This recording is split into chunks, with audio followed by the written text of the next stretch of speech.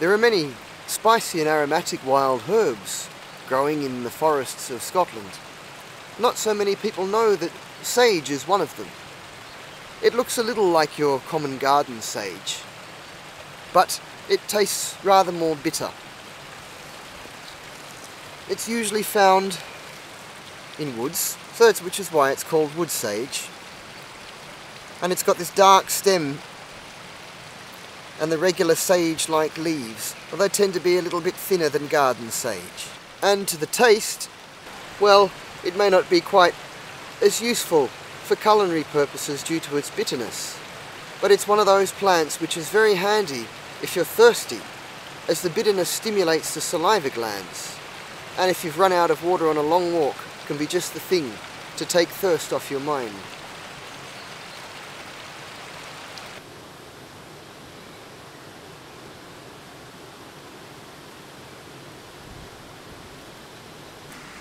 And let's not forget the salad. So here in this lovely sunny marshy riverside meadow, we've got some plants that are just perfect to put some spice and tang into our meal. Here we have these lovely delicate pink flowers. This is sometimes known as lady's smock, perhaps more commonly in Scotland as cuckoo flower. It has a really spicy taste.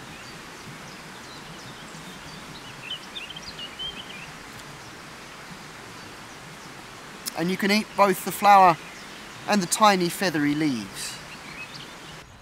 The two kinds of edible sorrel grow in fields and open ground, usually among grass. There's common sorrel and there's this sheep sorrel.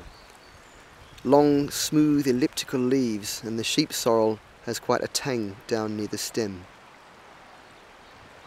Sorrel makes a very tangy addition to a salad.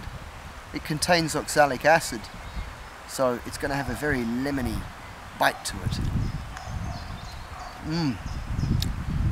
It's another one of those plants that's great to eat when you're thirsty because it gets you salivating. Let us not forget the humble dandelion.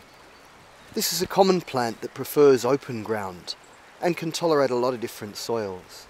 Of course, we have this lovely golden flower here, the French called dent de lion, the lion's tooth. They also called it pissenlit, the equivalent of our Scottish peather beds. In fact, in France they still eat salade pissenlit, mainly with the young tender leaves, and these are quite edible.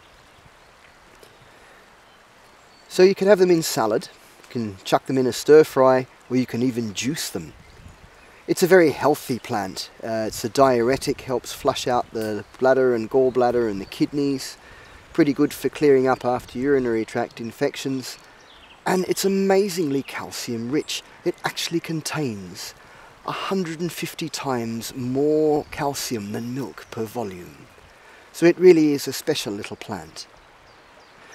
If you dig up the roots, roast them and grind them up, you can make a kind of coffee that's very popular in the Eastern Mediterranean around the Black Sea and is a liver cleanser. So a great food and medicinal plant is the dandelion. Now that we've been round the forests, foraging food, it's time to get cooking. First thing we're going to do today is steam some nettles so that we have a lovely nettle and wild garlic omelette washed down with nettle tea. First we need a pint of water in the pan. Having given the nettles a little bit of a wash, I just pop them in the pan of water and the heat will soon soften the hairs and make them perfectly edible. So I'm going to crack my eggs.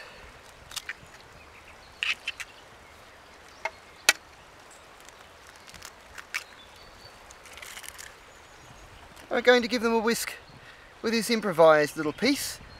This is a forked spruce twig. It's perfectly clean and will do the job just fine if I trim it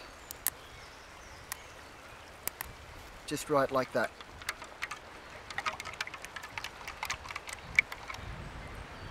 We'll also add in some hogweed.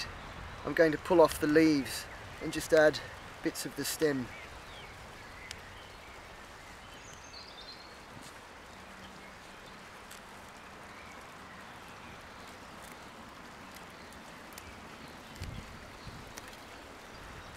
I'm going to drain the water from the nettles now so that we can chop these nettles up. I've also thrown in a few hogweed stems.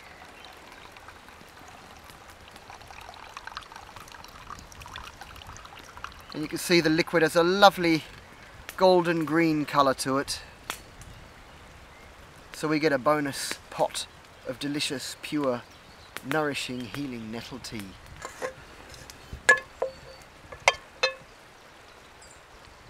Now the hogweed and nettle have cooled off a bit, we can chop them up without getting stung.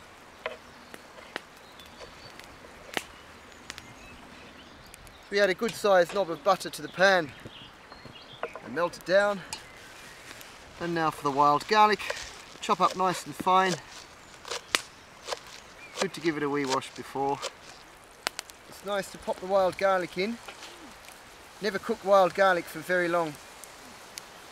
It does well when it's almost raw. And we fire in the nettles and the hogweed.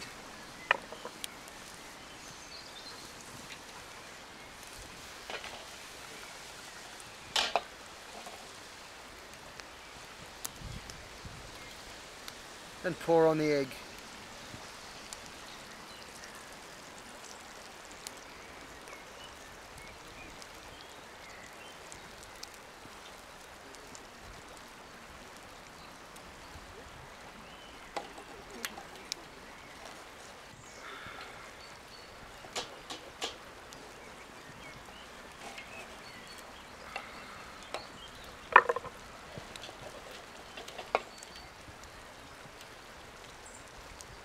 And add a little cheese.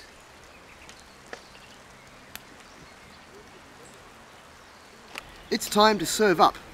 For a platter, here's one I literally prepared earlier out of locally cut willow. You can weave this in about an hour and a half or 2 hours. And to stop it getting greasy, we'll cover it with some butterbur. Well, all that remains for me now is to wish you a happy, safe and fun foraging for your wild food and medicine, and of course, bon appetit.